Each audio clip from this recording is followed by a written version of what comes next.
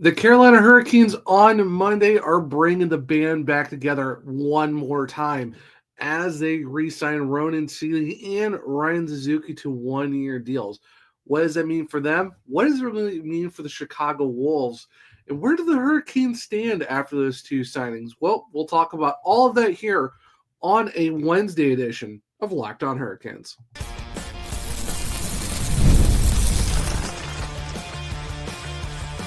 You're Locked On Hurricanes, your daily podcast on the Carolina Hurricanes. Part of the Locked On Podcast Network, your team every day.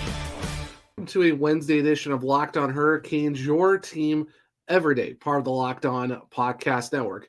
Thank you to the Everyday for making this your first listen of the day. 5 days a week, Monday through Friday, talking everything about your Carolina Hurricanes. I'm your host, Zach Martin, the credentialed Carolina Hurricanes beat writer over at the Hawkers, also the co-host of the Surge Cast, which is a weekly Carolina Hurricanes podcast, along with all my duties here at Locked On Hurricanes. Got a fun Wednesday show for you guys as we kind of get to go over the two deals that were signed for Ryan Suzuki and Ronan Seeley. What does that mean for the Hurricanes organization-wise, and what does it mean for the Chicago Wolves as they look to make another run for the Calder Cup playoffs? And then where do the Hurricanes stand in terms of just RFAs, also with some cap situations and all that stuff following those two deals? But before we jump into all of that, today's episode is brought to you by Game Time. Download the Game Time app, create an account, use code LOCKEDONAHL for $20 off your first purchase. So the first guy we're talking about is Ryan Suzuki, the 2019 20th overall selection by the Carolina Hurricanes in the first round. Probably had his most healthiest season since basically being, drafted by the Carolina Hurricanes. He led the team in points with 59 and led the team in points with 47 assists in 69 games played. And he also led the Wolves in 18 power play assists.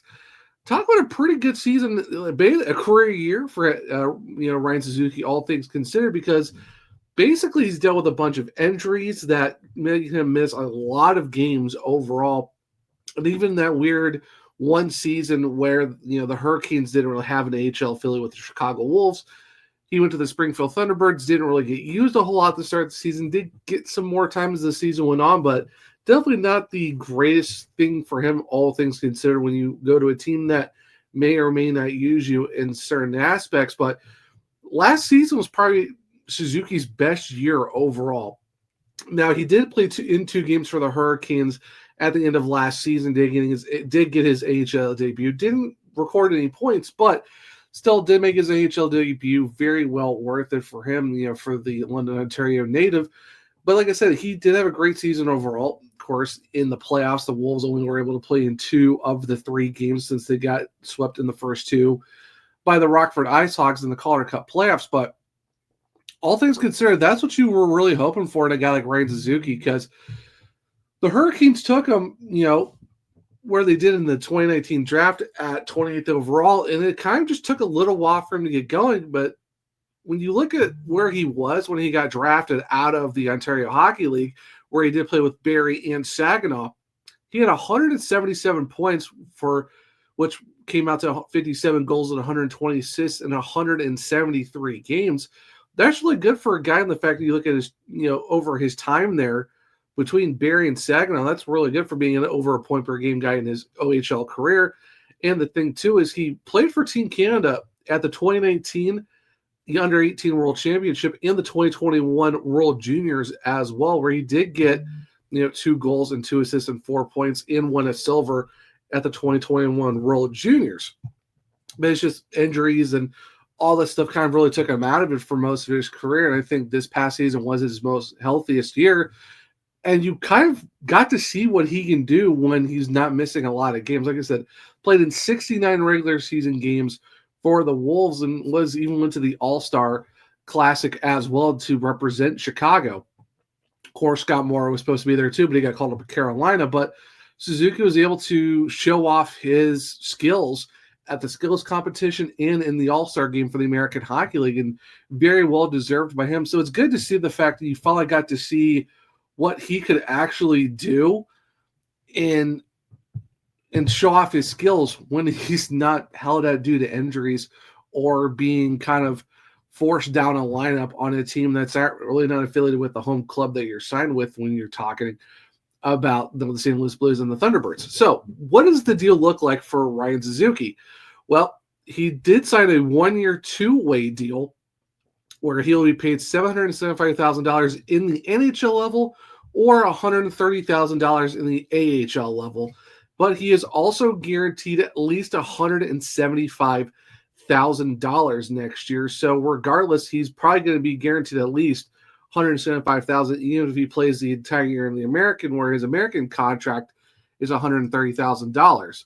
So that's pretty good as well when you look at a contract like that, and very well deserving too, where you see a lot of other AHL guys maybe making less than 6 figures. Ryan Suzuki put himself in a good spot after having a career season of points with 59, 47 assists to now where he's making, over 6 figures at 130,000 with a guarantee of at least 175. So very well deserving to be rewarded for a season that he had where he was able to show off his actual skills in a non-injury plagued season. Now, when it comes to the organization, it does help the Hurricanes up because now they have 3 actual bona fide centers down in the American League that are signed to their contracts. So like I said, you got Ryan Suzuki. You also just brought back Skylar Brendamore as well, and you also got Justin Robidas. So in terms of 3 centers within the Carolina Hurricanes organization depth-wise that's going to be playing in the American, they have 3 guys.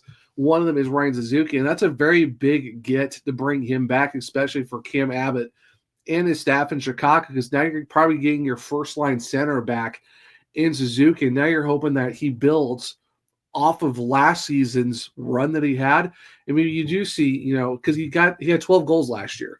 Did take him a while to get to the goals up, but now if you build off of the 24-25 season going into 25-26, who knows? You could be looking at a Ryan Suzuki that could score 20 goals in the American Hockey League for the Wolves, and that will really put them in a fantastic spot to maybe take that next step to where they're not finishing 4th in the Central. Maybe they're looking at a 2nd or 3rd place in the Central Division for the American Hockey League and maybe putting themselves in a better spot for the Calder Cup playoffs. But then you're getting that first line center in Suzuki that could drive plays and make the impacts happen. And if he gets 20 goals, you could be looking at a 65-point season out of Ryan Suzuki in the American League. I don't think anyone would be upset about that. And who knows, that can turn into, if there's a potential injury in the Hurricanes, on the main roster, maybe Suzuki comes up and could be an extra scratch forward or someone who can make a little bit of a case to be a 4th-line center, as even a first call-up. So it should be really interesting how it works out for him when it comes to training camp, starting in September, of where does he fit. And I think if you see what he did last year, build off the top of that, I think Suzuki could be a really good spot to not only lead the Wolves as their first-line center, first power play center as well, but someone who could put himself into a first call-up situation as well in terms of a centerpiece that maybe the Hurricanes need, because they brought back Tyson Jost, who did play center last year, who could be a healthy extra for the Hurricanes next year. But if you're looking for someone to call up as well, just for depth help, or be like, hey, let's throw him in there as a 4 and see what he can do, because we've been waiting for him since 2019. I think Suzuki could be that guy. So all things considered, I think this is a really great deal for both the Hurricanes and Ryan Suzuki, and even for the Chicago Wolves as well, because the Hurricanes keep one of their homegrown guys that they've drafted back in 2019, and they're excited to see what he can do in hopefully his second full healthy season with the Wolves. And of course, for Suzuki, stays with the club that drafted him, and he's going back to the Wolves where he had a great season. And then even for Chicago, like I said, you're bringing your first line center and your first power play unit center back as well. Honestly, it's a win-win-win for everyone, and I'm really excited to see what he can do in the AHL next season with the Wolves. Now, outside Suzuki, they also did bring back defenseman Ronan Seeley, and I've been really high on this guy for a while, and I'm very excited to see what he can do with the Wolves next season. So stick around. We'll talk about Ronan Seeley here in a second on a Wednesday edition of Locked On Hurricanes. Have you ever decided at the last minute to head to a ball game with friends or family? Maybe it's game day and you suddenly realize you want to be in the stands. That's exactly where Game Time comes in. It's the easiest way to grab last minute tickets without the stress. With the money you save on tickets, you can splurge on food, drinks, merch, or even invite a bigger group to come with you. Game Time makes it possible. Game Time makes buying tickets fast and simple. Prices on the app actually drop the closer you get to first pitch. And they've got incredible last minute deals, clear seat views, and a lowest price guarantee that takes the worrying out of buying. Game Time is the official ticketing partner of Locked On MLB, making it easy to browse the app for exciting upcoming MLB games. So take the guesswork out of buying tickets with Game Time. Download the Game Time app, create an account, and use code LOCKEDONNHL for $20 off your first purchase. Terms apply. Again, create an account and redeem code LOCKEDONNHL for $20 off. Download the Game Time app today. Last minute tickets, lowest prices guaranteed. Welcome back to segment 2 of Locked On Hurricanes, your team every day. So we talked about Ryan Suzuki. Now let's talk about Ronan Seeley, the 22-year-old Yellowknife Northwest Territories defenseman, who is coming back for his 4th professional season. And of course, this one's going to be with the Chicago Wolves as well. The alternate captain last year had 3 goals and 10 points for the Wolves. And he's appeared in 197 career AHL games, getting 9 goals and 49 assists along the way.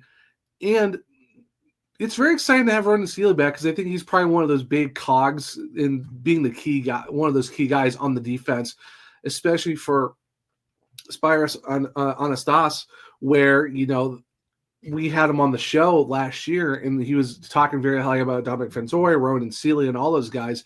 And I know with, Seeley having Spyros back kind of in there as his, defensive coach, it's going to be very exciting to see what Seeley taking that next step. Of course, he did play all 4 seasons with the Everett Silvertips, where he did get 20 goals and 102 points in 190 career games in the CHL. And he was actually the Everett's captain back in 21-22. He is a 7th round, 208th overall pick at the 2020 draft.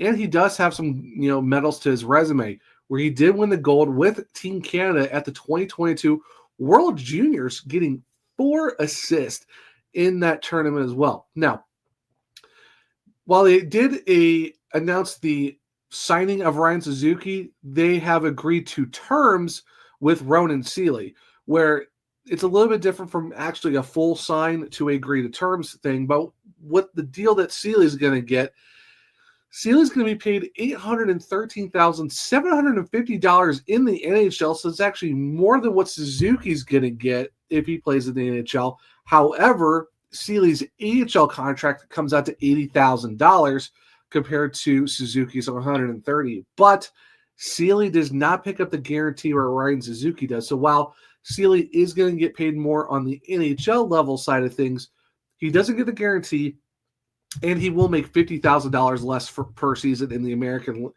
compared to what Suzuki did. But either way, though, you bring back Ronan Seeley, you add another defensive piece to the Wolves, you bring back an alternate captain, and I'm excited to see what he can do in his 4th professional season. He's been slowly building over time, with his time in the American Hockey League.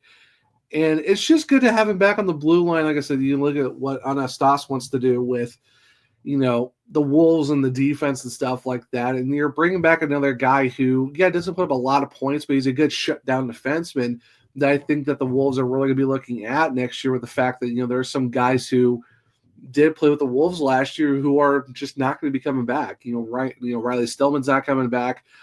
Ty Smith is going over to Russia and stuff like that too. So you're looking at guys who are going to have to step up a lot more next season. And like I said, Seeley's already stepped up for them, being an alternate captain and, doing all the things he does, the shutdown defensive defenseman. But now as we put more on his play, and the thing is he's only 22 years old, and it's really not a bad deal.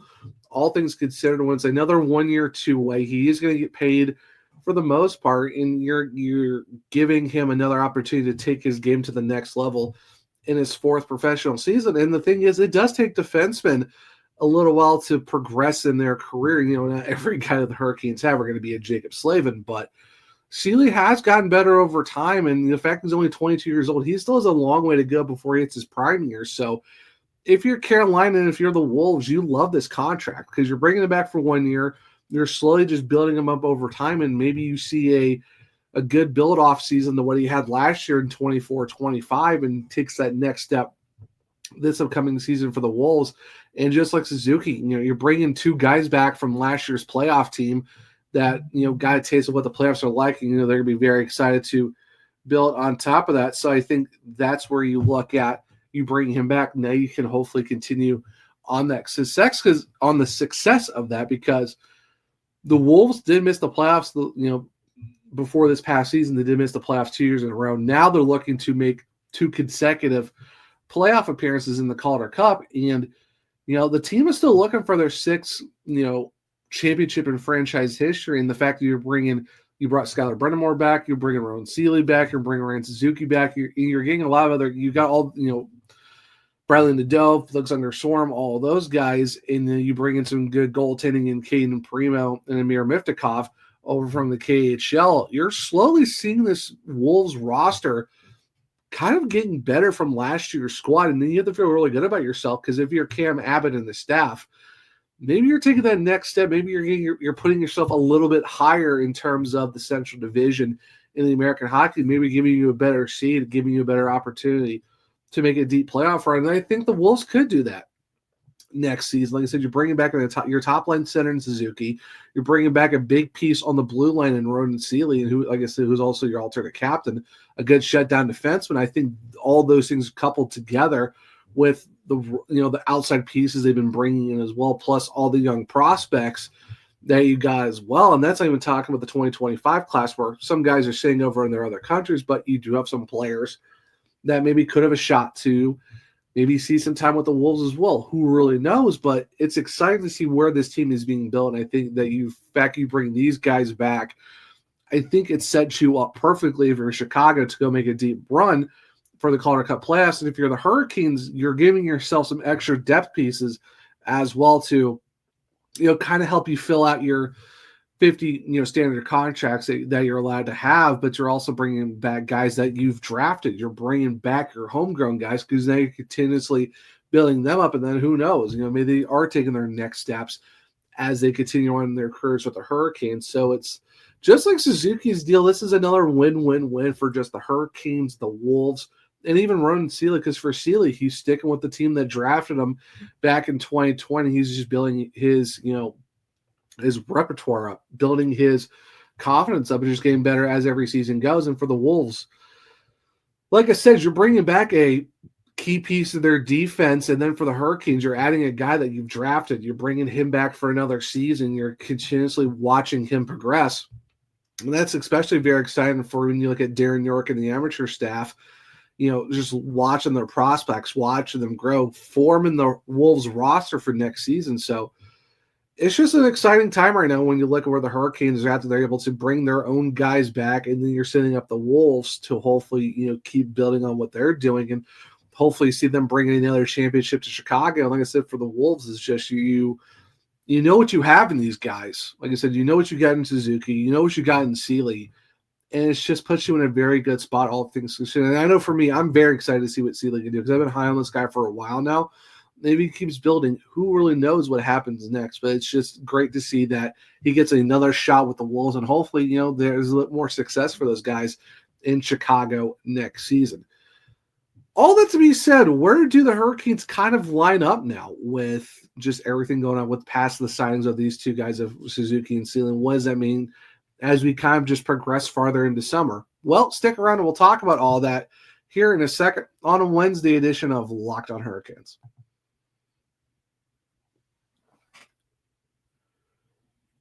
Welcome back to segment 3 of Locked on Hurricanes, your team every day. Now, with the signings of Ronan Seeley and Ryan Suzuki, the thing too is, though, with all that happening with the cap, Nothing really changes for the Hurricanes side of the organization because they still have $10.644 million in cap space because these are 1 year, 2 ways. Of course, their contracts are going to be down in the American Hockey League. So they still have, as the projected cap hit right now, of $84.855 million out of the 95.5 that's set for all the NHL teams going into 25-26. However, now the Hurricanes sit at 44 standard out of 50 contracts. So you get 50 standard contracts for the upcoming season. The Hurricanes right now have 44 of those 50 locked up. And the thing, too, is they had 5 RFAs coming into the summer.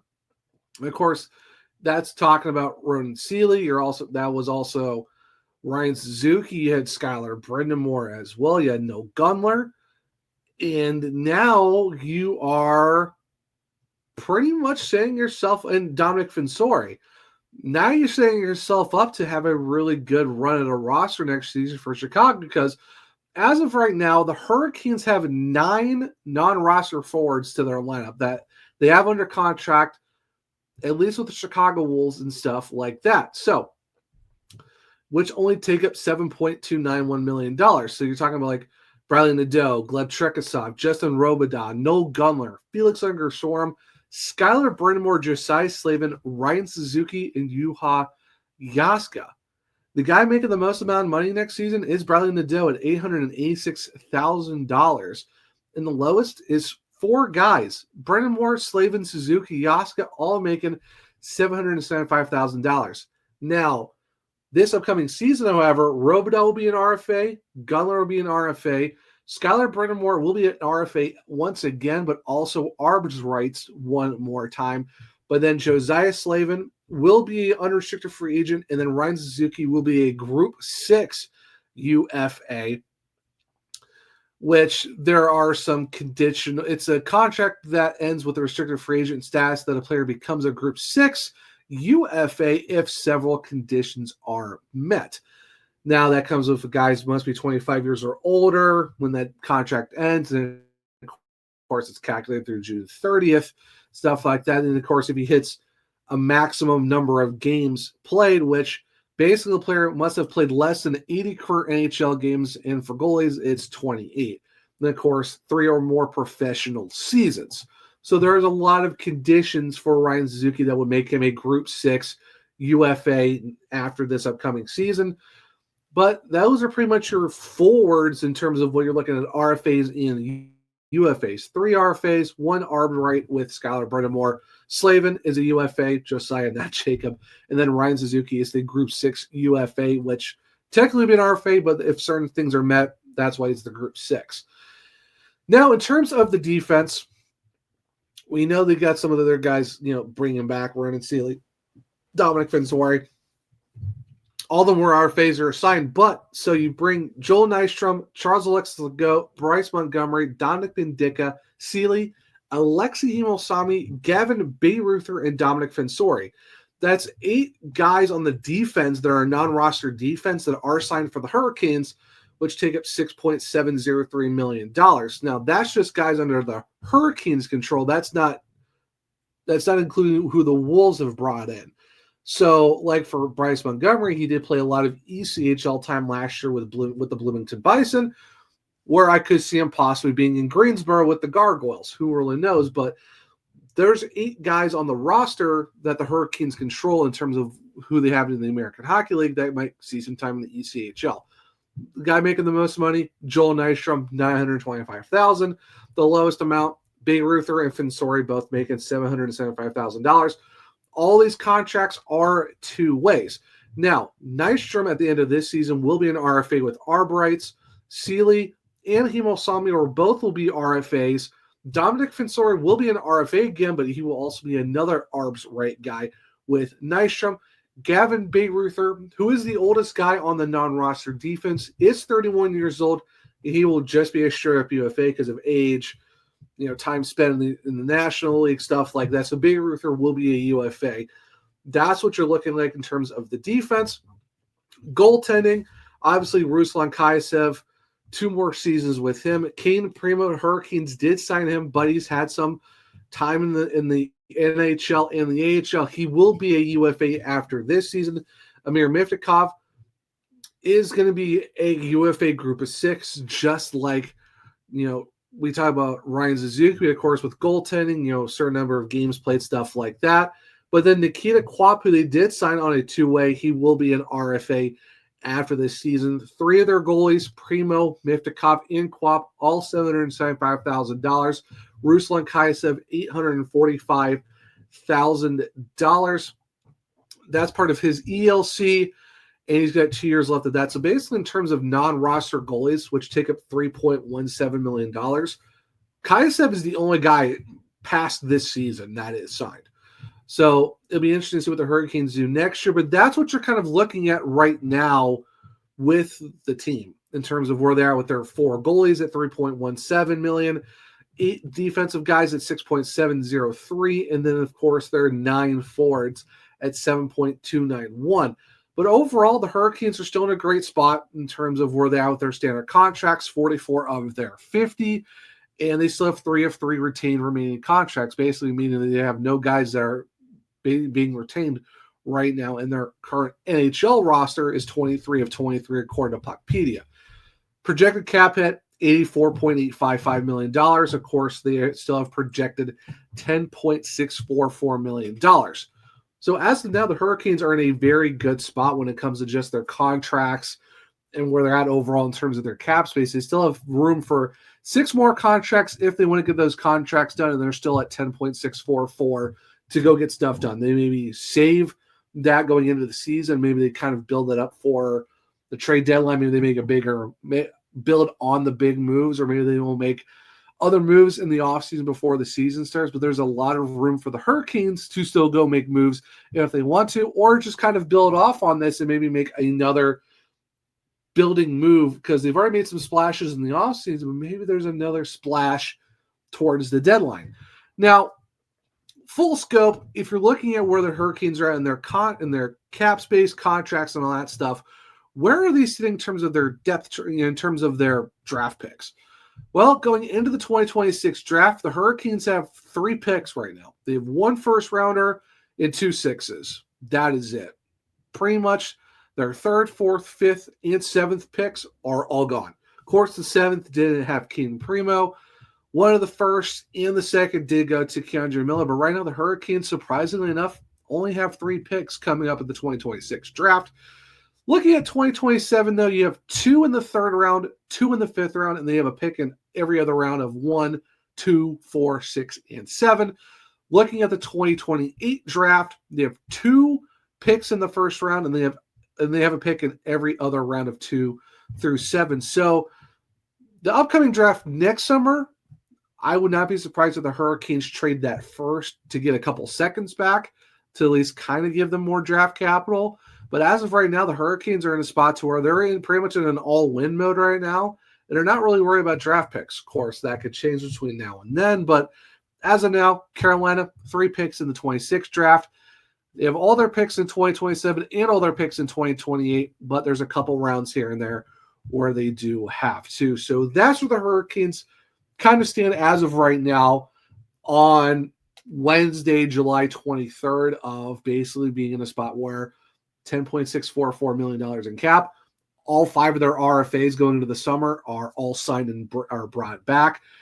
44 of 50 contracts are all taken up right now with still some more room to go make moves if they want to. And they have 3 draft picks going into next draft, which is so far away from now, but just kind of giving a scope of where the Hurricanes are at as of right now. But there's still a lot of time between now and October 9th for opening night against the New Jersey Devils, but definitely we'll try to keep everything up to date as we go on through the dog days of summer.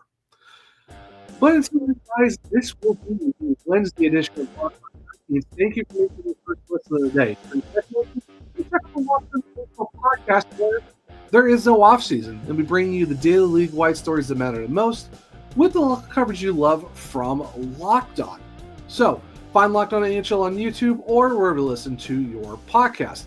If you want to keep up with me, I'm at OneTrueZach on X. The podcast is LO_Hurricanes. I'm also on Blue Sky, the Zachary Martin, where you can click the pictures on my bios to find all of my written content.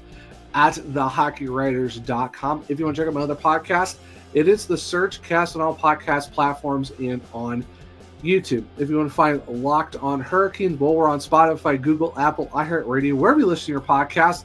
Make sure to follow or subscribe and leave a 5-star rating and review because I might just read it on the show. For YouTube, it's Locked on Hurricanes. Subscribe, hit the bell notification so you don't miss a show. Hit the thumbs up to let me know if you like the show as well. Share with other Caniacs who become everydayers just like you. But hope everyone enjoyed the Wednesday edition of Locked on Hurricanes. Enjoy your Wednesday. And until next time, as always, let's go Canes.